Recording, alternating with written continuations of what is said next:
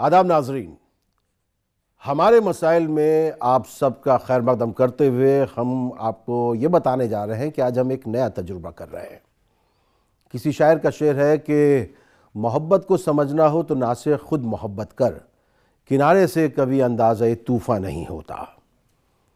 हम एक किनारे से दूसरे किनारे की तरफ आए हैं, उस किनारे से समझने की कोशिश कर रहे हैं कि जो ये किनारा है, ये किनारा कैसा किनारा है, इस किनारे की तकलीफ़ें क्या हैं, इस किनारे के दुख सुख और इस किनारे को जो परेशानियां हैं और इस किनारे के मसाइल क्या हैं। एक किनारा हमारा किनारा है, हमारे मसाइल का किनारा है, और दूसरा किनारा भी हमारा ही किनारा है, लेकिन हम टीवी डिबेट्स में और मुख्तलिफ प्लेटफॉर्म पर देखते हैं तो हमें ऐसा महसूस होता है कि ये किनारा हमारा किनारा है ही नहीं, जबकि ये भी किनारा हिंदुस्तान के उस समंदर का हिस्सा है जिसमें हम सारे दरिया जो है वो जाकर मिल जाते हैं। उलझन, घुटन, हरास, तपिश, कर्ब, इंतशार, वो भीड़ है कि सांस भी लेना मुहाल है। हम सोचना चाहेंगे, हम गौर करना चाहेंगे, हम समझना चाहेंगे, हम चिंतन करना चाहेंगे, हम विचार करना चाहेंगे, हम ये मालूम करना चाहेंगे कि आखिर उस किनारे के लोग इस किनारे वालों के बारे में क्या सोचते हैं, उनके मसाइल के बारे में क्या सोचते हैं। क्या उनके लिए हम मसला हैं या हमारे मसाइल भी, हमारी कठिनाइयाँ भी, हमारी परेशानियाँ भी, हमारी दुश्वारियाँ भी, हमारी तकलीफ़ें भी, हमारे दुख दर्द, हमारे मर्ज भी उनके लिए मसला हैं। इसी सब को जानने के लिए आज हमने स्टूडियो में 4 अहम शख्सियात को जमा किया है। हम उनके शुक्रगुजार हैं कि वो हमारी दावत पर यहां तशरीफ लाए हैं। आइए मैं उनसे आपका तारुफ करा दूं। सबसे पहले मैं आपका तारुफ कराता हूं हमारे बहुत ही सीनियर और मोतबर जर्नलिस्ट जनाब एन.के. सिंह साहब से। एन.के. सिंह साहब, आपका शुक्रिया कि आपने हमें स्टूडियो में आकर यहाँ पर जो है हमें हमारी इज्जत बख्शी है आपने। उसके अलावा हमारे दरमियान मौजूद हैं हिंदू धर्मगुरु जनाब H.S. रावत साहब। रावत साहब, आपका खैर मकदम है इस प्रोग्राम में, हमारे मसाइल में। हमारे दरमियान आध्यात्मिक गुरु, रूहानी गुरु जनाब स्वामी दीपांकर साहब भी मौजूद हैं। हम उनका भी यहाँ पर आप सब लोगों के दरमियान खैर मकदम करते हैं।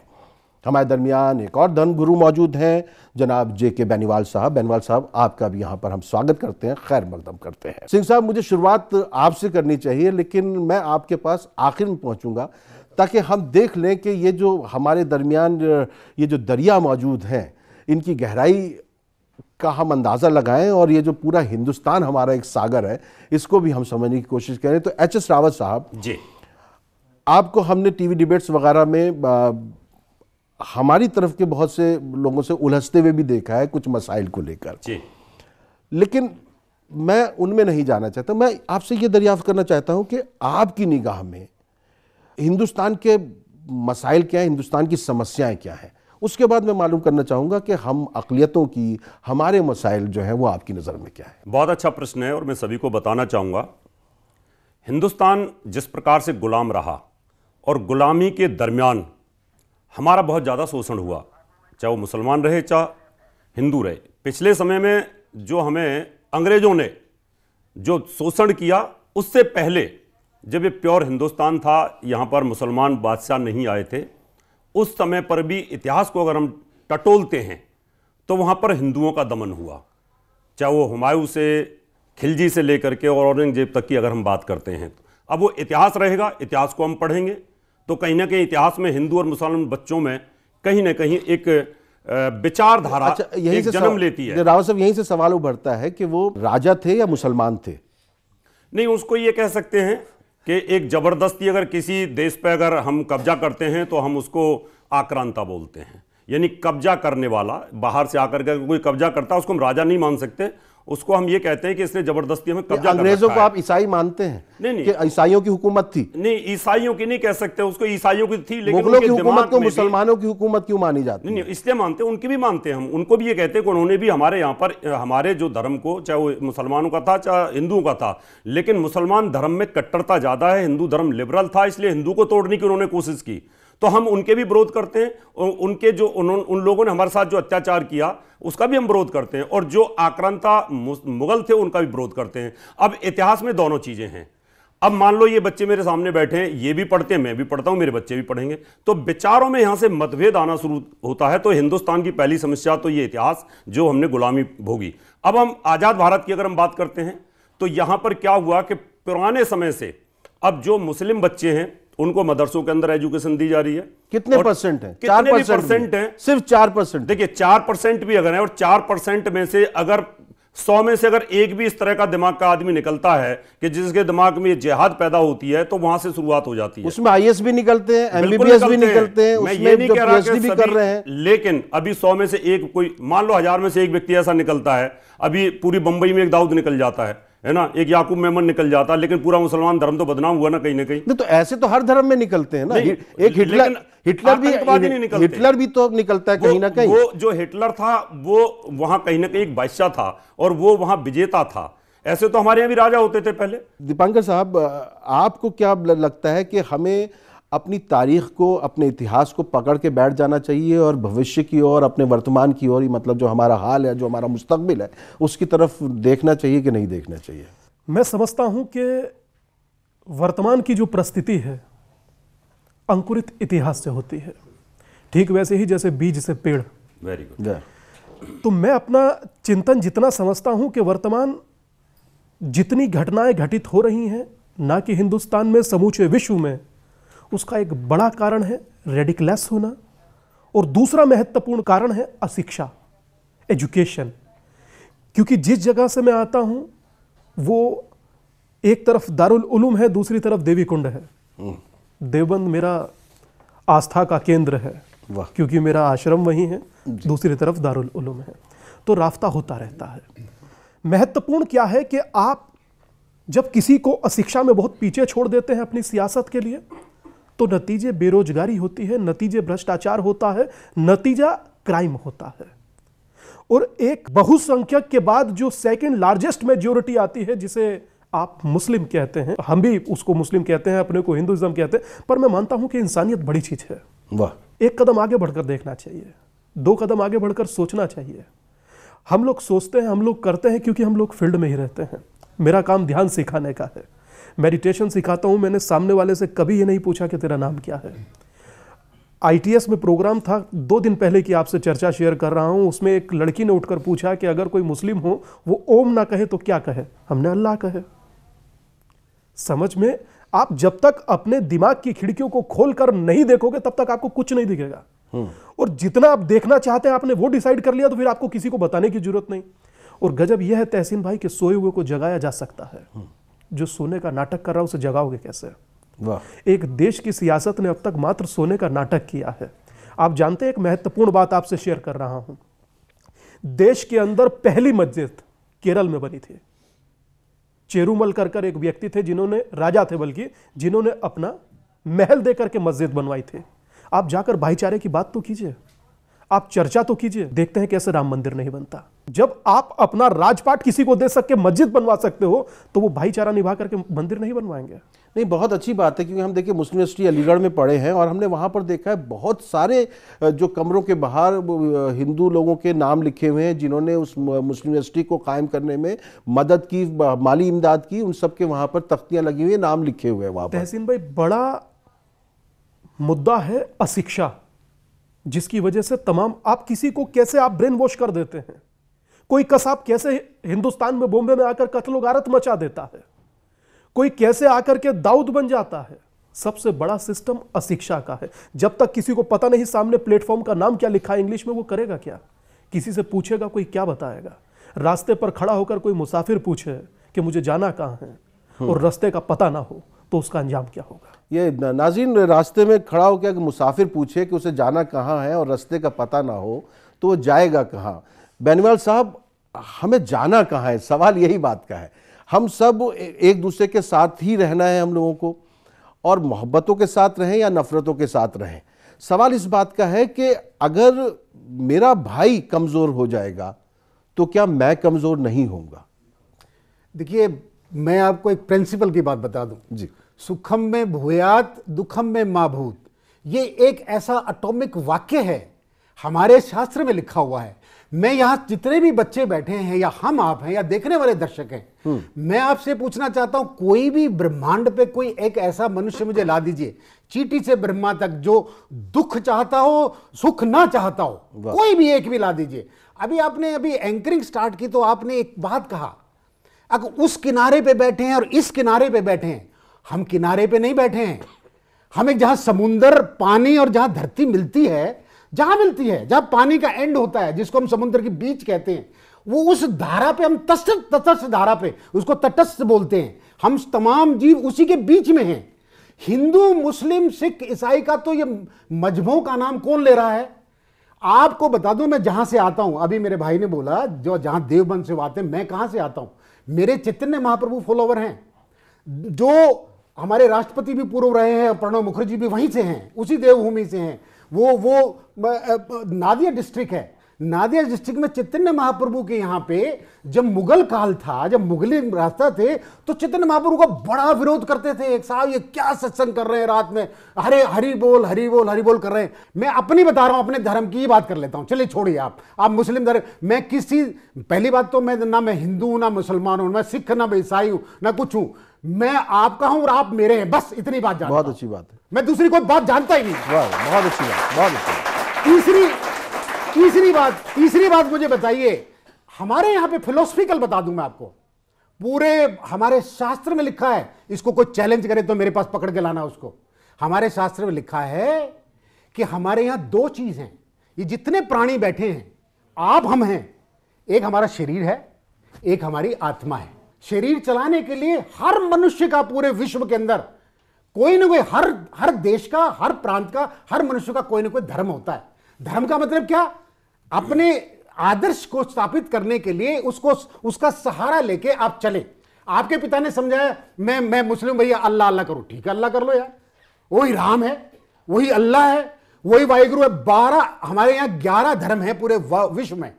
3 देश से बाहर हैं, 2 चाइना में, एक जापान में शिंतो धर्म, 2 चाइना में लाओस की ताओ धर्म, और 8 हमारे देश के अंदर है, सनातन वैदिक हिंदू धर्म, इस्लाम धर्म, पारसी धर्म, फारसी धर्म, जैन धर्म, बौद्ध धर्म, सिख धर्म और क्रिश्चियन धर्म। 8 धर्म हैं। हमारे वाराणसी में जाइए, अभी की घटना है राम मंदिर की, हमारी मुस्लिम महिलाएं राम की आरती कर रही हैं और हमारे कट्टरपंथियों को वहां पे फतवा दे रहे हैं। हमारे कट्टरपंथी जो लोग हैं ना, माफ करना, मैं उस कट्टरपंथी में जाना नहीं चाहता, हर जगह कट्टरपंथी है, लेकिन कट्टरपंथी छोड़ के हम किसी धर्म के नहीं, हम लोग अपना जो धर्म मनाए आप मानिए, जिसको मानते पूजिए। आप पत्थर भी पूजा जाता है, सब कुछ पूजा जाता है, लेकिन आप अपने धर्म को उस हिसाब से पूजिए ताकि हमें अपने समाज में बंटवारा ना हो। बहुत अच्छी बात कही है सिंह साहब। हम सब एक दूसरे से जुड़े हुए हैं, महसूस ये होता है। जो मैं कह रहा था, एक किनारा दूसरा किनारा, 2 किनारे जो मिलते हुए नजर नहीं आते हैं, लेकिन ये कहीं ना कहीं मिले हुए हैं।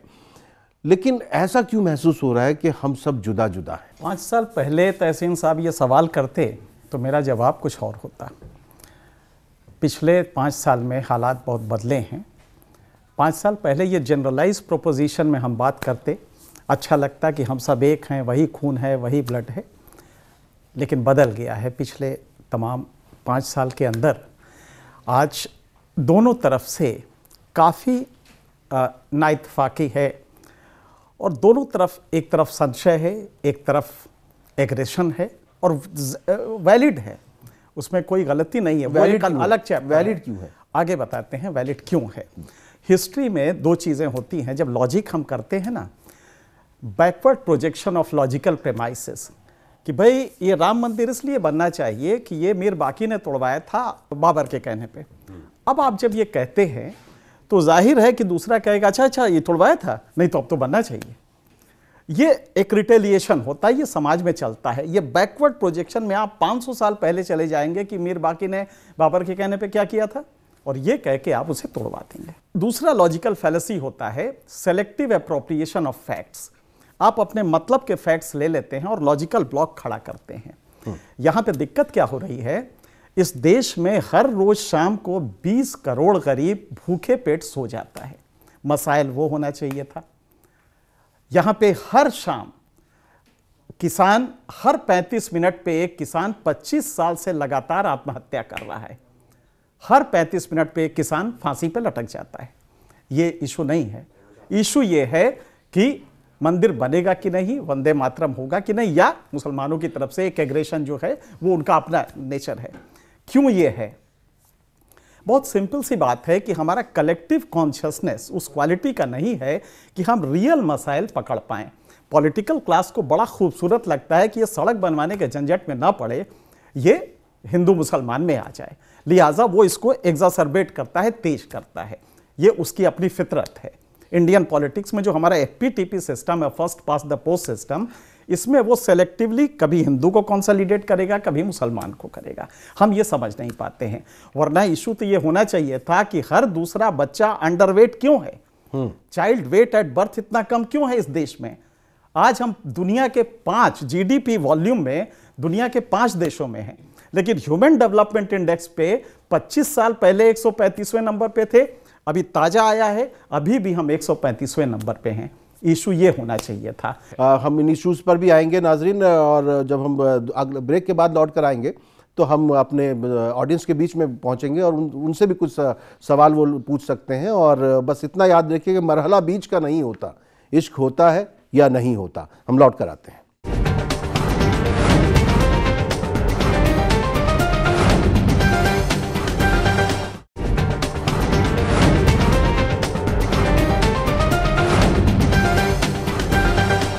हमारे मसाइल में एक नए तजुर्बे के साथ आपका इस ब्रेक के बाद फिर खैर मकदम है। और नाज़रीन, हम इस वक्त बात कर रहे हैं अपने दरमियान मौजूद धर्मगुरुओं से, और हमारे दरमियान एक सीनियर जर्नलिस्ट एन के सिंह साहब भी मौजूद हैं, और हम ये जानना चाहते हैं कि उनकी नज़र में हमारे मसाइल क्या हैं। रावत साहब, जब मैं आपसे बात कर रहा था जी तहसीन जी, मुझे ये महसूस हुआ कि आप तारीख में ज़्यादा डूबे हुए हैं, आप भविष्य की ओर नहीं देख रहे हैं या वर्तमान में नहीं देख रहे हैं। आप? मैं दोनों में देख रहा हूं जी। इसलिए देख रहा हूं दोनों में, मैं चाहता हूं कि मेरे सभी मुसलमान भाई मेरे साथ कंधे से कंधा मिला करके देश के लिए आगे बढ़ें। लेकिन तकलीफ मुझे तब होती है जब देश में आतंकवाद बढ़ता है और उस आतंकवादी को हमारे मुसलमान भाई उसका साथ देते हैं। कौन? और जब सुप्रीम आतंकवादी का, मैं आ रहा हूं अभी नहीं, आतंकवाद तो सुप्रीम कोर्ट ने याकूब मेनन को, तहसीन साहब, सुप्रीम कोर्ट ने याकूब मेनन को फांसी की सजा दी।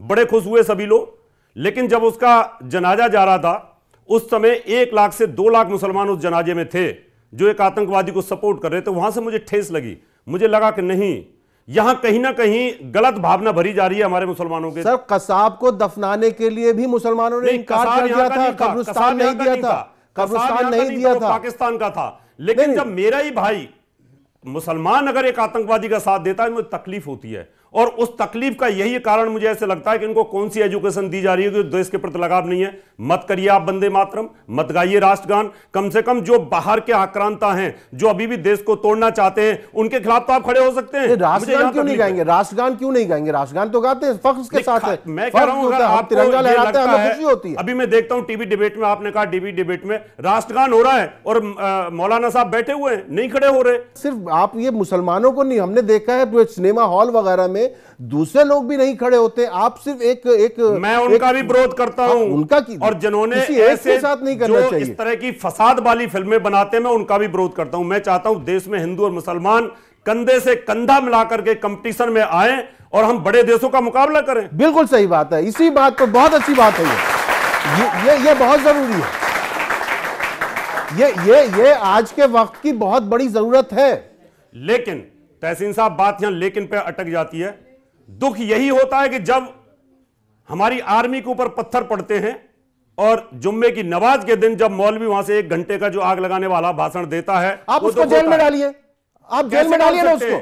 कैसे डाल सकते हैं? क्यों नहीं डाल सकते? नहीं, आप उसको जेल में डालिए जो उसको सपोर्ट करता है। उसके बाद में फिर आप सरकार से कहिए, आप बहुत पावरफुल हैं, जो आप बहुत पावरफुल हैं, आप हुकूमत से कहिए उसको जेल में डालें। बोलते हैं वही आर्मी के ऊपर एक्शन लेने की बात करते हैं और उनको कोर्ट मार्शल कर दिया जाता है। वहां मुझे तकलीफ होती है। नहीं, जो मुल्क के खिलाफ है आप उसको जेल में क्यों नहीं डालते? जब जेल में डालते हैं तो हंगामा खड़ा होता है। कौन हंगामा खड़ा करता है? वही जो कट्टर धर्मगुरु वो हंगामा करते हैं, वो पार्लियामेंट में हंगामा करते हैं या वो बाहर रोड पर हंगामा करते हैं। अगर कोई एक मिनट, सियासत अगर एक है। सामानों के लिए अगर किसी ने, सुप्रीम कोर्ट ने फैसला दिया तो बोट क्लब पर क्या हाल कर दिया, संसद में क्या हाल कर दिया। अगर एक महिला के दर्द को सुप्रीम कोर्ट ने समझा तो वहां पर उन कट्टरपंथियों ने उस देश की सर्वोच्च अदालत का सम्मान तक नहीं किया। यहां दुख होता है मुझे। आपको क्या लगता है, मतलब ये जो है कुछ मामलात को लेकर और सभी को उसमें घसीट लेना कहां तक जायज है? मैंने कहा ना, लॉजिकल फैलेसी है, सेलेक्टिव अप्रोप्रिएशन ऑफ फैक्ट्स। आप अपने मतलब का फैक्ट्स लेते हैं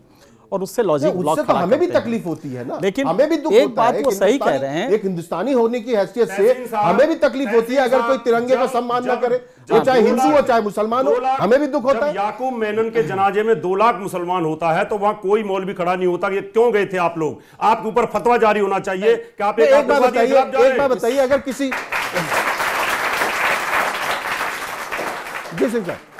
इस इशू को थोड़ा गहराई से समझना होगा। एक जो ये कह रहे हैं, आप जरा इसको कैसे एक्सप्लेन करेंगे कि याकूब मेमन जिन हालात में जिसको सजाए मौत मिली, उसके बाद अगर 1 लाख मुसलमान वहां जाता है कि नहीं हम इसके साथ हैं, तो कहीं ना कहीं ये रिएक्शन होगा, इसमें कोई दो राय नहीं है। 1 लाख गया था, 10 नहीं गए थे, और 1 लाख का मतलब होता है हुजूम और एक कलेक्टिव कॉन्शियसनेस का मैनिफेस्टेशन है। तो जाहिर है कि वो जो बाकी हिंदुस्तान में उसका रिएक्शन होगा। लेकिन क्या वजह है, आप इसको उस तरह ना देखें, कहीं ना कहीं ये आपके जो रिलीजन जो है, कितना अच्छा कुरान शरीफ में एक बहुत सिंपल सा है, एहदिना सिरातुल मुस्तकीम यक्का नाबुदु व यक्का नस्तईन। ऐ अल्लाह मुझे वो सीधा रास्ता दिखा। आप वो नहीं लेते हैं, आपका जो मुल्ला बैठा हुआ है वो जाता है तरमिदी हदीस पे और उसके आयत नंबर 2642 को लेके कहता है कि तुम यहां पे जिहाद करोगे तो 32 हुरें मिलेंगी।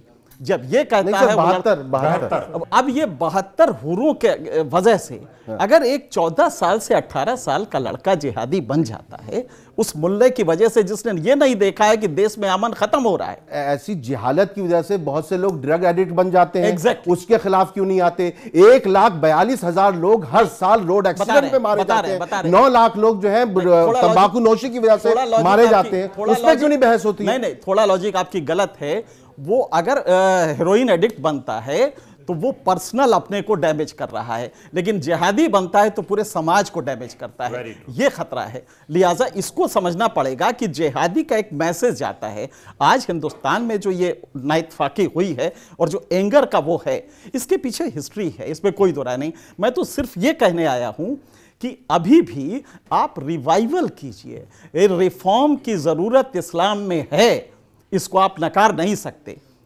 हिंदू में भी है, बहुत जबरदस्त है। मैं तो दिन रात सोच रहा हूं कि कैसे इस रिफॉर्म को इनिशिएट किया जाए। लेकिन जो सबसे बड़ी जरूरत है आज आपके इस्लाम में, एक बार फिर से रिफॉर्म, और ये रिफॉर्म बेसिक्स में नहीं है, यक्का नाबुदु व यक्का नास्तईन में नहीं है।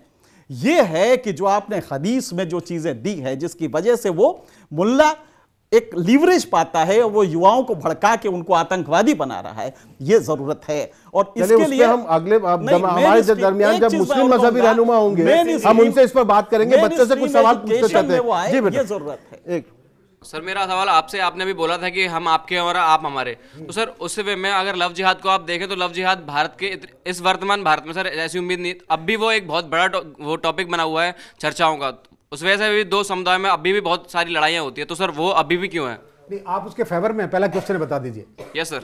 लव जिहाद से आपको कोई आपको आपत्ति नहीं है? सर मुझे आपको इंडिविजुअल अपना क्वेश्चन की आपने जवाब अपना बता दीजिए। आपको है, आप किसी से लव करके जिहाद करेंगे? सर मुझे, आप किसी से लव करके जिहाद करेंगे? सर मुझे आपत्ति है, लेकिन नहीं, मेरा जवाब लेने से पहले आप अपना रुख स्पष्ट कीजिए। बिल्कुल बिल्कुल, मैं जवाब दूंगा। आप प्यार में शादी करेंगे? प्यार को क्या समझते हैं आप? सर बिल्कुल करूंगा मैं। नहीं, आप इसके फेवर में हैं। Yes sir. लेकिन देखिए, अब एक मिनट, कोई बात नहीं, क्लियर नहीं, बच्चे हैं, नहीं छोड़िए। नहीं, प्यार में अभी आपको लेता हूं। नहीं, धनवर साहब एक और, प्यार में आप अपने ही मजहब में शादी करेंगे या गैर मजहब में शादी करेंगे, ये बताइए। प्यार मजहब नहीं देखता सर। ये देखिए उस वाह, देखिए आप ध्यान से सुन लीजिएगा। देखिए बात सुनिए, हम हिंदू धर्मगुरु होने के नाते भी मैं कह रहा हूं, प्यार किसी से भी हो सकता है, प्यार करने में कोई ऐतराज है नहीं, होना भी नहीं चाहिए, 100% मैं कह रहा हूं। लेकिन सवाल यहां क्या है, लव जिहाद का ये शब्द कहां से आया है? लव जिहाद के नाम पर अभी अभी हमारे पत्रकार साहब भी यही बात कह रहे थे कि इसमें रिफॉर्म्स जो कट्टरपंथी है, ये कट्टरपंथी के नाम पर, जिहाद के नाम पर, एक दूसरे के नाम पर जो मुल्ला मौलवी बैठे हुए हैं, जो बाहर बैठे हुए हैं, और वो क्या दिखाते हैं, अरे एक ने इसमें मस्जिद के ऊपर मुस्लिम भाई ने केवल इतनी बात कही थी कि भाई मैं आपको इससे प्यार करना चाहता हूं, और उन्होंने उठा के एक मुस्लिम भाई को मार डाला उन्हीं मौलवियों ने मस्जिद के सामने। नहीं, प्यार में तो पाकिस्तान में भाई बहन को मार देता है। नाम पर नहीं, ये जो ऑनर किलिंग है, आप सुन लीजिए, वो अलग चीज है। ऑनर किलिंग क्या है? प्यार के नाम पे जिहाद बनाना, जिहादी बना के और फिर उनको ले जाना आईएस में, भाई ये हम बिल्कुल पसंद नहीं करते, ना ये होना चाहिए, ना किसी मजहब में लिखा है। और जहां ये बहुत अच्छी बात है, बहुत अच्छी बात है, लेकिन सवाल तो इस बात का है कि ये जो लव और जिहाद के मामले हैं, ये सिर्फ उन रियासतों में, उन स्टेट्स में ही क्यों दिखाई देते हैं जहां चुनाव होने वाले होते हैं? जी स्वामी दीपानकर सर, भाई की बात का आंसर देते हैं जी। भाई ने हालांकि पूछा था बेनीवाल साहब से, दोस्त जहां लव है वहां जिहाद नहीं हो सकता, और जहां जिहाद होता है वहां लव हो नहीं सकता। वाह वाह। दूसरी बात, डॉक्टर हादिया का तुमने केस सुना या नहीं सुना, आई डोंट नो, बट हाँ मैं इतना जरूर जानता हूं, यार कौन सा प्यार ऐसा है जो आपको रक्का ले जाए, इराक ले जाए, जहां वहीं के लोग नहीं बचे? आप सोचिए, आप क्वेश्चन पूछते क्या हैं, किस लॉजिक से पूछ रहे हैं? दोस्त, हम आज इस मिसाइल्स पर चर्चा करने के लिए इसलिए नहीं बैठे कि सामने तहसीन भाई बैठे हैं, हम तो इसलिए बैठे हैं यार, जब सारे आशिक हैं तुम्हारे नाम के, फिर किस बात के झगड़े रहीम और राम के? वाह वाह। नहीं समझे? देश को उलझाओ नहीं दोस्त। आईटीएस, अन्य कोई कॉलेज, एसआरएम या कोई यूनिवर्सिटी आपके 10 साल 5 साल रहेंगे, उसके बाद फिर आप रोजगार के लिए किनारे पर खड़े होकर टकटकी लगाए देखोगे, रोजगार कहां से मिले? और पढ़ा सकता है कॉलेज, वहां पर पर्सनैलिटी डेवलप नहीं होती। आपको रोजगार मिले कैसे? उस रोजगार के लिए क्या आप कैपेबल हैं?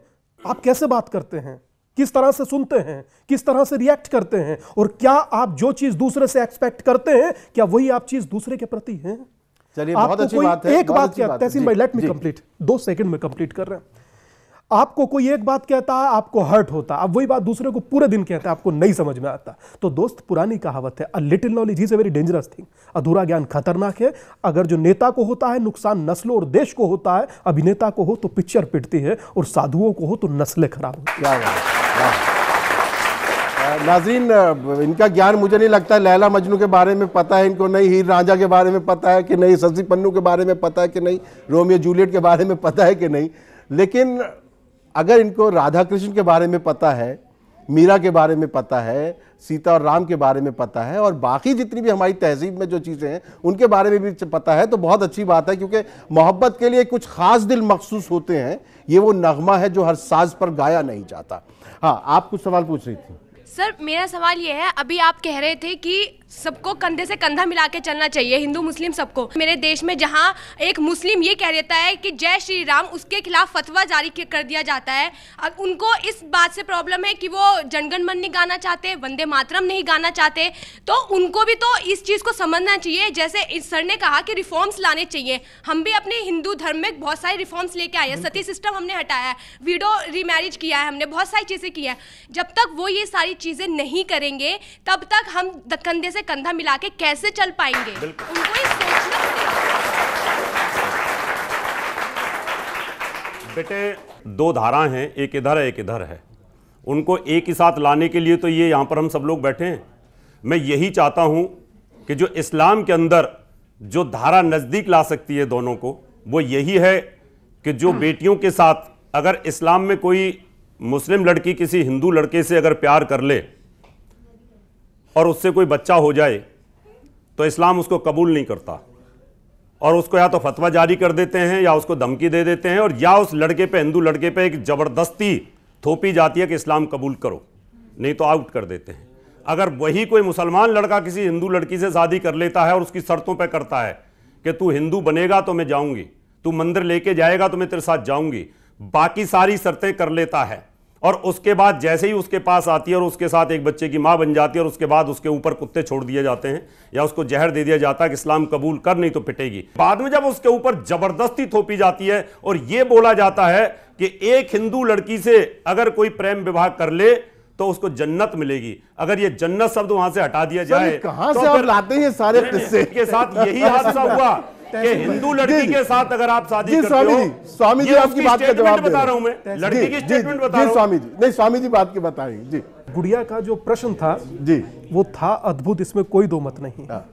बाबू सबसे पहले आप जितने बच्चे यहाँ पर हो, जितना यूथ यहाँ पर हो, बाबू ये समझ लो कि तुम फ्यूचर की कल्पना चावला हो। तुम लोग जहाज उड़ा रही हो, वाह, रॉकेट उड़ा रही हो, समझ रहे हो।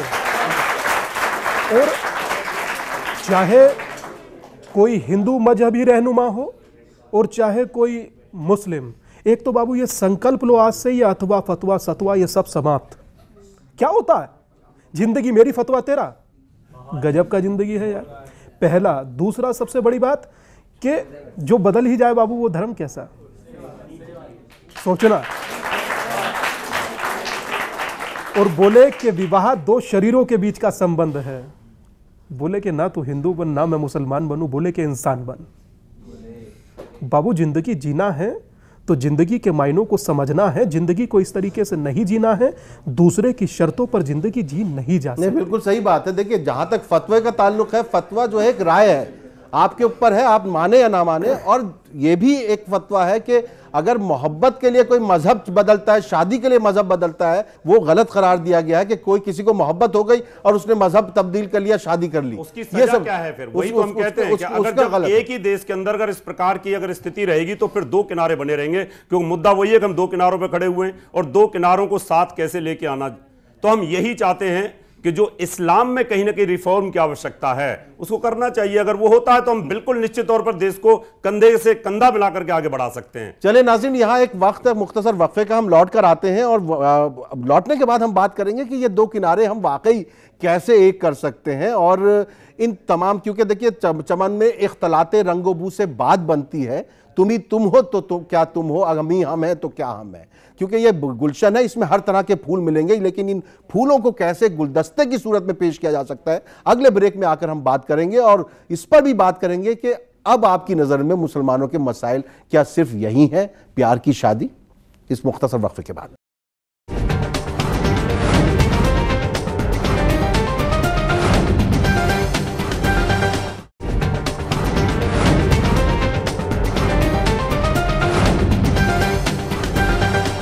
हमारे मसाइल में नए तजुर्बे और नई तवानाई के साथ मैं तहसीन मुनव्वर इस ब्रेक के बाद फिर आपकी खिदमत में हाजिर हूँ।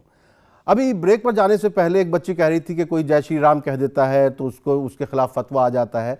मेरे ख्याल में उस बच्ची की नज़र में वो बातें नहीं हैं कि इस मुल्क की तहजीब में अल्लामा इकबाल तक ने हज़रत राम के बारे में बहुत अच्छे अशार कहे हैं, नज़ीर अकबराबादी और मौलाना हसरत मोहानी तक ने हज़रत कृष्ण की शान में जो है अशार कहे हैं।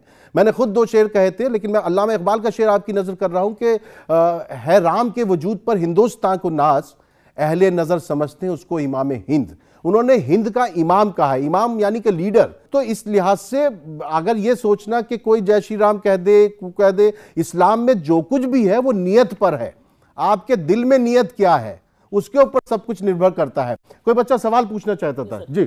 हम मुसलमानों को शक भरी निगाहों से क्यों देखा जाता है राव साहब आपसे? सबको नहीं देखा जाता बेटा कि मुसलमानों को, मुसलमान तो बहुत अच्छे भी हैं, हमारे साथ डिबेट में बैठते हैं, सुन के आनंद आता है, ऐसा नहीं है। लेकिन कुछ लोग ऐसे हैं जो कट्टरपंथी हैं, या तो उनकी सोच ऐसी है और या वो अपना नाम चमकाना चाहते हैं कि जहरीले भाषण देते हैं, उनके कारण इस तरह की प्रॉब्लम्स आती है। और जहां मैंने कहा कि मुसलमानों को शक की नज़र से, आप देखिए कि अगर आज़ादी की लड़ाई लड़ी तो सबने मिलकर लड़ी थी और सब बड़े अमन चैन के साथ रहते थे। जब ये आतंकवाद शुरू हुआ, आतंकवाद के बाद जब मौलवियों ने और अफजल गुरु जैसे लोगों ने यहां पर आतंकवादियों को पनाह दी और जहां पार्लियामेंट के ऊपर बम डालने वाले लोगों को सजा दी गई, तो वहां पर उनको हीरो घोषित करने की कोशिश की गई। अगर बुरहान वानी मारा जाता है, उसको एनकाउंटर किया जाता तो उसको हीरो बनाने की कोशिश की जाती है। उनको ये बोला जाता है कि आजादी की लड़ाई लड़ रहे हैं। नहीं, कश्मीर में पाकिस्तान का जो रोल है, हम तो कहते हैं कि आप उसके खिलाफ जंग कीजिए और खत्म कीजिए मामला। प्रॉब्लम तहसीन जी यही आती है कि जब अगर मुसलमान को कहीं फंसने की बात आती है तो बोलते हैं हम सब साथ हैं, और जब प्लेटफॉर्म की बात आती है, फ्लोर की बात आती है, तो फिर वहां पर यही प्रॉब्लम आती है। इसलिए मुसलमानों को शक की नजर से देखा जाता है। काश अफजल गुरु के साथ भी मुसलमान भाई ऐसे हिंदुओं के साथ खड़े होते, गलत किया है। याकूब मेमन के साथ भी इसी तरह से खड़े होते, देश के साथ गद्दारी की है, तो आज मेरा भाई मेरे साथ होता और हम भी आपके साथ होते। यहां तकलीफ आती है हमें। नहीं, आपको इनके बारे में कुछ पता है? आप इनके खिलाफ क्यों हैं? नहीं, मैं खिलाफ नहीं हूं। उन्होंने ये कहा था कि हम मुसलमानों के साथ। नहीं, अब ये आपको ये कहीं से उग्रवादी लग रहे हैं? नहीं, बिल्कुल नहीं। मैंने इनके प्रश्न का वहां जोड़ा है। ये तो सॉफ्ट बच्चा है, बहुत प्यारा बच्चा है, लेकिन इनके दिमाग में जब आप रावत साहब सबको घसीट लेते हैं, तहसीन साहब जब आप सबको घसीट लेते हैं तो उसमें ये भी तो आ जाता है। नहीं, मैंने ये कहा कि सभी ऐसे नहीं है। अगर सब ऐसे होते थे देश न चलता। इसमें कुछ लोग ऐसे हैं। सब कुछ कहना चाहते हैं जी। हमारी फिलोसफी में क्या आता है? हमारी फिलोसफी में एक चीज क्वेश्चन किया गया है, हमारे शास्त्रों में एक क्वेश्चन, सबसे बड़ा मूर्ख कौन है? तो सबसे यह जवाब दिया गया, हमारे शास्त्रों ने जवाब दिया कि सबसे बड़ा मूर्ख वो है जो अपने आप को आत्मा नहीं समझता, देह समझता है। और धर्म क्या है? जो इस्लाम, अभी ये भाई कह रहे हैं कि हमारे को शक की निगाह से क्यों ज्यादा। अरे आप ये मुझे बताइए, मैं देवबंद के भी मौलाना को जानता हूं, मेरे बड़े अच्छे साथी हैं, वहां पे क्या पढ़ाया जाता है? कट्टरता के पाठ। अरे आप मुझे बताइए, 50% से ज्यादा मुस्लिम बच्चे हमारे क्या सीख रहे हैं भाई?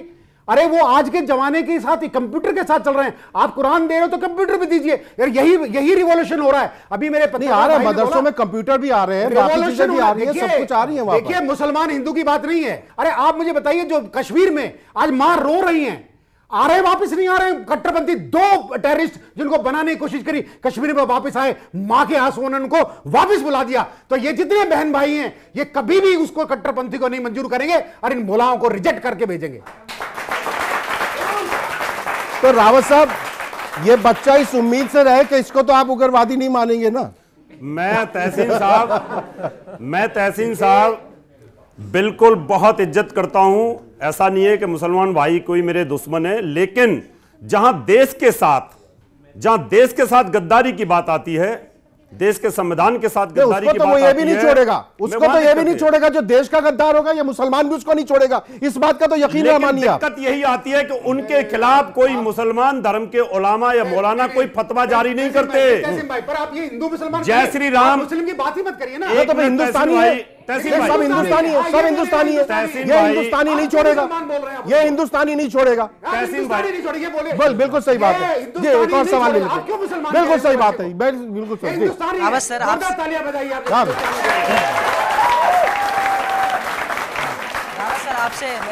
आपसे मेरा सवाल है, जब आप बोलते हैं जो मुसलमान कंधे से कंधे मिला के चलना चाहिए, ठीक है, अच्छी बात है, चलना चाहिए। जब एक दाऊद आतंकवादी होता है तो आप सारे मुस्लिम कौम को आप उससे कनेक्ट कर देते हैं। कहीं ना कहीं ये गलत है। मैं भी मुसलमान हूँ और अभी जर्नलिज्म का कोर्स कर रहा हूँ। सर, ये सवाल है, जब तक आपका परिवार ठीक नहीं, अगर 5 भाई है, एक गूंगा है, एक लेला है, सबको अगर बराबर के हकदार से नहीं चलते ना, तब तक आपका परिवार नहीं सुधर सकता, ये देश है। और दूसरी बात, जब आपको यहाँ दर्द होता है ना सर, जब किसान आत्महत्या करता है ना, तो हमको भी यहाँ दर्द होता है। बच्चे को एजुकेशन का सर, सुनिए sir, JNU university top university है, उसमें 323 पद खाली है। दिल्ली यूनिवर्सिटी में पद खाली है। आप लोग डिबेट इस बात पे नहीं करेंगे। धर्मगुरु वो मुल्ला, क्या जरूरत है मुल्ले के बात पे आने की? हम क्या है ये सोचना चाहिए। मैं जवाब देता हूं बेटा, अच्छी बात की है। दर्द उनका भी समझो। दाऊद इब्राहिम की वजह से 250 परिवार की जो बच्चियां, बहन बेटी विधवा हुई, उनके बच्चे तुम्हारे जैसे अपंग होके आज पड़े हुए हैं, और उसमें मुसलमान भी है, नहीं है। उसमें मुसलमान भी हिंदू थे। नहीं, उसमें मुसलमान भी है 50, उसमें मुसलमान भी है। क्या किसी भी मुसलमान उलेमा ने, किसी मौलवी ने इस आतंकवाद का विरोध किया है? सर, विरोध नहीं करता। अरे सर, देवबंद से आतंकवाद के खिलाफ फतवा आया है। मैं वही कह रहा हूं कि 1 लाख जो 2 लाख मुसलमान गए, क्या वो हटा दिए धर्म से? फतवा में हटा दिए। एक नूरी खान अगर उज्जैन के अंदर ओम नमः शिवाय बोल दे तो फतवा। अगर एक बिहार का MLA अगर जय श्री राम बोल दे तो फतवा। अगर कोई भी आरती उतार दे तो फतवा। और जहां 1.5 लाख मुसलमान अगर वहां जाते हैं तो कोई फतवा नहीं। जहां तकलीफ हमें भी होती है।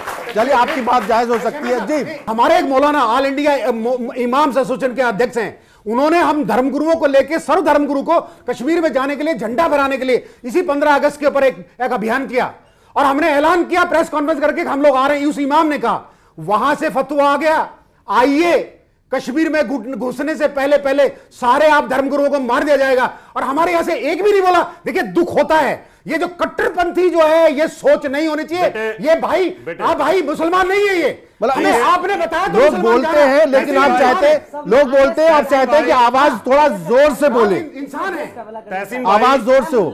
जी स्वामी जी कुछ कह रहे हैं, स्वामी जी कुछ कह रहे हैं। जी हमारा तकलीफ सिर्फ और सिर्फ चिंतन इतना है कि भाई ने कहा प्रश्न ठीक है, प्रश्न में कोई आपत्ति नहीं, गंभीरता जरूरी है। जहां तक तुम्हारे प्रश्न का सवाल है, इंसान को जरूर जब किसान आत्महत्या करता है वो ज्यादा महत्वपूर्ण है, जिसकी वजह से घर पर हम लोग दाल रोटी खाते हैं। मैं तेरी बात से इत्तेफाक रखता हूं दोस्त। गुड़िया ने एक प्रश्न पूछा था कि कोई उठ खड़ा होकर कहता है, और क्या कोई दाढ़ी या टोपी या गिरवे से साधु या इमाम हो जाता है? तो मैं यही कहूंगा कि धार्मिक दिखना चाहते हो या धार्मिक होना चाहते हो। वाह, बहुत अच्छी बात है, बहुत अच्छी बात। अगर धार्मिक दिखना चाहते हो तो 1000 रुपए लगेंगे, धोती गमछा आ जाएगा, और होना चाहते हो तो जिंदगी लगेंगे, योर चॉइस। बट जब हा जुड़ता है तब हिंदू बनता है, और जब माँ जुड़ता है तो मुस्लिम, और जब दोनों को जोड़ दो तो हम बन जाते हैं। समझे ना? बहुत अच्छी बात। बस मैं यहाँ पे मैं ब्रेक ले लूं, क्योंकि बहुत अच्छी बात कह दी आपने, ताकि हमारे नाज़रीन इसके बारे में सोचें। हम लौट कर आते हैं और इस गुफ्तगू को, इस बातचीत को, इस हमारे मसाइल के इस नए तजुर्बे को कोई नया आयाम, नया जाविया और नया कंक्लूजन और कोई नया नतीजा देने की कोशिश करेंगे, मगर इस मुख्तसर वक्फे के बाद। कहीं जाइएगा नहीं, बहुत अच्छी बहस हो रही है।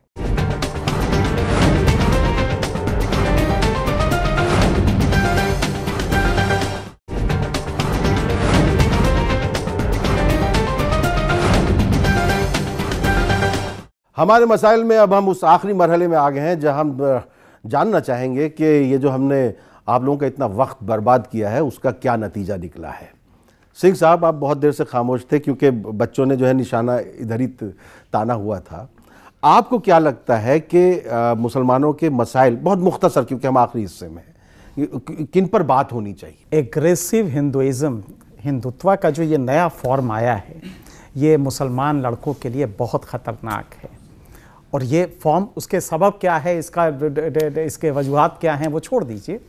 लेकिन हिंदू एग्रेशन में जब पहलू खां मारा जाता है, जबकि एक सिंपल व्यापारी है, जब अखलाक के घर आप चले जाते हैं और खींच के उसको ला के मार देते हैं, ये शक में कि गाय का मांस है, तब देश में दहशत होती है। इन लड़कों के लिए, जो युवा हैं मुसलमान, इनके लिए एक बहुत बड़ी चिंता कि हम लोग लगातार सोच रहे हैं कि इसका क्या वो निकलेगा। ये एग्रेसिव हिंदुत्व, क्योंकि मेजॉरिटी कम्युनिटी है, तो कहीं ना कहीं स्टेट कमजोर हो रही है, हुकूमतें कमजोर हो रही है, हुकूमतें कमजोर हो रही है। एग्जैक्टली इसको मैं कह लूं उसके बाद, मैं कह लूं उसके बाद कह लीजिएगा। वकील और लड़के ने नीलमा नाम की लड़की से लव किया, लव करने के बाद धर्म परिवर्तन करने की कोशिश की, और जब धर्म परिवर्तन नहीं किया तो जहर दे दिया। और दूसरा, वो ध्यान में नहीं आ रहा इस्लाम में रिफॉर्म जब तक नहीं, इस तरह के क्रिमिनल्स हर उसमें हो सकते हैं। लोग जो है अपने जमीनों के लिए, किसी चीज के लिए अपने माँ बाप सबको खत्म करने बात से मैं आपकी बात को नहीं मानता। नए लड़कों को मैं तो आपको एक शेर में कहना चाहूंगा, एक शेर में कहना चाहूंगा। देखिए, हमारे हिंदू मुसलमान की जहां बात चल रही है, तो यहाँ लाल किले पर जो एक कविता पढ़ी जाती है, कवि सम्मेलन होता है, तो उसके अंदर मुसलमान एक पायरा करते थे, बाकी फिर हिंदू कवि लोग उसको पूरा करते थे। तो शुरू थी, काफिर है वो दुनिया में जो बंदे नहीं इस्लाम के, यानी कि जो इस्लाम ना माने वो काफिर है। और आगे फिर उन्होंने भाई आगे छोड़ दिया, भाई हिंदू हमारे जैसा कोई जो थोड़ा बहुत पढ़ा लिखा जरा खड़ा हुआ, उन्होंने कहा पैराग्राफ पूरा करिए, तो हम लोग पूरा करते हैं उसको। जरा इस्लाम के मालिंद हैं, इस्लाम के, ध्यान से सुनिएगा एक एक शब्द, इस्लाम के, लाम का मतलब होता है, अक्षर होता है उर्दू का टेढ़ा जे, ये हमारे गेसू मेरे घनश्याम के, यानी हमारे घनश्याम के श्री कृष्ण भगवान के बाल घुंघराले हैं, जुल्फे, गेस इस्लाम के मालिंद हैं गेसू मेरे घनश्याम के, और वो बंदे नहीं जो इंसान के, जो इस्लाम नहीं, इस्लाम के, यानी कि इस्लाम के अगर बंदे नहीं आप, यानी कहने का मतलब यह है कि वही इस्लाम है वही हिंदू है, वही दोनों हैं। बार बार आप इसको क्यों बांट रहे हैं? मैं बार बार सिद्धांत की बात कह रहा हूं कि आप हिंदू मुस्लिम को ना बांटिए, ना अखलाक को बांटिए। तो बेनवाल साहब, अब स्टूडियोज में बहस होनी चाहिए असल मसाइल के ऊपर। असल मसाइल पे ही आप ये जो इस तरह के मसलों के ऊपर बहस होती है, इनको खत्म कीजिए ना। सीधी सीधी सी बात, जो हिंदुस्तान के मसले हैं, पानी नहीं है, बिजली नहीं है, सड़कें नहीं है, स्वच्छता का अभियान जो चल रहा है वो बहुत अच्छी चीज है। 6000 केस हर साल लव जिहाद के आते हैं, उसको कैसे भूल सकता है? हिंदू लड़कियों के साथ अत्याचार हो रहा है, वो भी तो आएगा। 130 करोड़ के मुल्क में 5-6 हजार क्या हो गए? उसमें सारे लव जिहाद के तो नहीं होंगे। हो गई तो सब उसको लेके बैठे। एक पहलू खान की बात होगी तो सब उसी को लेके बैठे हुए हैं। लेकिन जो हिंदू लड़कियों के साथ अत्याचार हो रहा है उसको कोई लेके नहीं बैठा हुआ, और जो मुस्लिम बहनों के साथ हो रहा है उसको कोई लेके नहीं बैठता। ये कैसे चलेगा देश? जी स्वामी जी, मैं मात्र इतना ही कहूंगा कि आपका ये कार्यक्रम, मुझे उम्मीद है कि ये लोगों में सकारात्मकता का संचार करने में सार्थक सिद्ध होगा। अगर आप चाहते हैं कि हम लोग मिलकर समाज में परिवर्तन लाएं, तो स्टूडियो से बाहर लेकर कैमरा निकलना होगा, और जहां मेरी जरूरत होगी मैं आपके साथ खड़ा हूं। मैं दूसरी एक महत्वपूर्ण बात कहना चाहता हूं कि जिंदगी से हटकर अब जिंदगी को देखना होगा। जिंदगी बहुत ज़्यादा है नहीं जिसे हम लोगों ने तबाह कर लिया। हमारे वो भी बुजुर्ग थे जो टूटी सी चप्पल पहनकर आकाश पर चढ़े थे, सपने हमारी औकात से बड़े थे। क्या बात है। आखिर में क्या संदेश है सर? मैं आखिर में सभी देशवासियों को और बच्चों को एक ही संदेश दूंगा, जो दो किनारों को जोड़ने वाली बात है वहीं से शुरू होते हैं वहीं से एंड कर रहे हैं। एक देश में एक कानून। अगर यहां मुसलमान शरीयत को लेकर चलेंगे और जो चीज वो मानेंगे वो दो किनारे बने रहेंगे। सारे बच्चे एक जैसे स्कूलों में पढ़ें, सारे, अगर दो बच्चों को सबका अगर फरमान है 2 बच्चे ही सब रखें, अगर एक बीबी की बात है सब एक बीबी रखें, 3 तलाक जैसे मुद्दों को हटाएं, हलाल जैसी चीजों को हटाएं, बड़ी मुश्किल से रखी जाती है तो। और एक देश में कॉमन सिविल तो एक ही नहीं संभलती। आप क्या बात? इस देश को एक सूत्र में लाने का है, सिर्फ देश का संविधान सब लोग फॉलो करें, शरीयत कानून इसमें नहीं आना चाहिए, तो देश दोनों किनारे एक साथ हो जाएंगे, मेरा दावा है। इस बात पर जो कॉमन सिविल कोड है, उस बात पर हम रावत जी के साथ 1 करोड़% सहमत हैं। कानून देश में एक होता है, अनेक नहीं होता। देखिए इसी मसले पे मैं भी अपना समापन कर रहा हूं। इसी मसले पर अभी आपके पार्लियामेंट के अंदर 3 तलाक पर भी बिल आ रहा है। इसीलिए आ रहा है कि इस बिल को हम सब एक, शादी हो, ब्याह हो, रहन हो, सहन हो, एजुकेशन हो, वो एक होनी चाहिए। एक देश, एक झंडा, एक समाज, एक सब भाषा, हमारे सब मिलकर साथ चल के और चलेंगे हम एक साथ। सिंह साहब, सब ने अपनी बात कह दी। आप ये मैं आपसे आखिर करवाना चाहता हूं कि आपको क्या महसूस हो रहा है। देखिए, मुस्लिम मसाइल पर हम बात करना चाहते थे, जब भी मुस्लिम मसाइल पर बात उठनी चाहिए तो वो उठ नहीं पाई है। लेकिन मुस्लिम मसाइल में अगर आप गौर करें तो मेन स्ट्रीम में मुसलमान लड़कों को अपने एजुकेशन में मेन स्ट्रीम में आना पड़ेगा, और एजुकेशन को अपनी तरक्की का एक बड़ा वो बनाना पड़ेगा, नाव, एग्री, साधन। जब तक साइकिल का पंचर जोड़ेगा तब तक आप तरक्की नहीं कर सकते। लिहाजा एक ज़हनियत, कलेक्टिव कॉन्शियसनेस मुसलमानों में जाके, और ये तहसीन साहब आप जैसे इंटेलेक्चुअल्स की ज़रूरत है कि आप जाएं, उनकी ज़हनियत को बदलें और कहें कि नहीं, पढ़ो, ये तुम्हारा पहला शर्त है। एक तो पढ़ाई करें, और मेन स्ट्रीम मॉडर्न एजुकेशन अगर लेंगे तो वो अफसर बनेंगे, मेन स्ट्रीम में आएंगे। तब ये जो जहालत का है, जो कि आपका मुल्ला करता है और उसको रेशनल थिंकिंग में नहीं बदलता, ये पहली ज़रूरत है। दूसरा, एग्रेशन, जो हिंदू एग्रेशन है वो सीरियस है, इसको भी कंटेन करने की ज़रूरत है। कब होगा? तो मतलब रावत साहब मुसलमानों को तालीम याफ्ता बनाने के लिए हुकूमत पर जोर देंगे कि मुसलमानों के इलाकों में जो है स्कूल खोले जाएं, अच्छे स्कूल खोले जाएं, सेंट्रल स्कूल खोले जाएं, मुसलमानों को एडमिशन दिया जाए। एग्रेसिवनेस नहीं है, नहीं ये एग्रेसिव नहीं है, नहीं एग्रेसिवनेस कहाँ है? नहीं, एग्रेसिवनेस छोड़ दिया। मैं कह रहा हूँ आप मुस्लिम इलाकों में स्कूल खुलवाएंगे। नहीं, आपने ही उठाया ना क्वेश्चन, मदरसों से बाहर आइए, उन बच्चों को तो आप मुस्लिम इलाकों में अच्छे स्कूल खुलवाएंगे, सरकार से कहेंगे कि मुस्लिम इलाकों में अच्छे स्कूल खोले। कहा है सरकार ने, योगी सरकार ने बोला है कि हम मदरसों का कायाकल्प बदलेंगे, बोला है उन्होंने। आप अच्छे स्कूल खुलवाएंगे, कॉलेज यूनिवर्सिटी बनवाएंगे, मुस्लिम इलाकों में सेंट्रल स्कूल, बिल्कुल मुस्लिम इलाकों में बनाएंगे, 100% बनाएंगे। तहसीन जी, अगर इनका विरोध अगर कोई मौलवी करेगा, मुल्ला करेगा, फिर आप क्या करेंगे? मैं उनका विरोध करूंगा, मैं आपके साथ खड़ा हो जाऊंगा। बहुत अच्छे। बजवाई, आपने तालियां बजवाई, देखिए जरा। नाजरीन, बहुत अच्छी गुफ्तगू हुई है और हम शुरू में डर रहे थे, हमसे लोगों ने कहा भी कि आपने एक ही किनारे के लोग जो हैं वो यहाँ पर बुला लिए हैं, तो आप उस किनारे को कैसे संभालेंगे। लेकिन मुझे लगा कि ये किनारा भी जो है कोई हमसे अलग किनारा नहीं है। हम भी अक्सर जब अपने लोगों में होते हैं तो इसी अंदाज से सोचते हैं। ये सोच जो है ना, जब हम दूसरों में होते हैं तो हमसे बड़ा सेकुलर कोई नहीं होता, और जब हम अपने में होते हैं तो हमसे बड़ा कम्युनल कोई नहीं होता। और सबसे बड़ी परेशानी यही है हमारी, और हमें इस पर जो है जोर देना होगा। और सबसे बड़ी बात जो यहाँ उभर कर आई है कि मुसलमानों में तालीम को बढ़ावा देना पड़ेगा।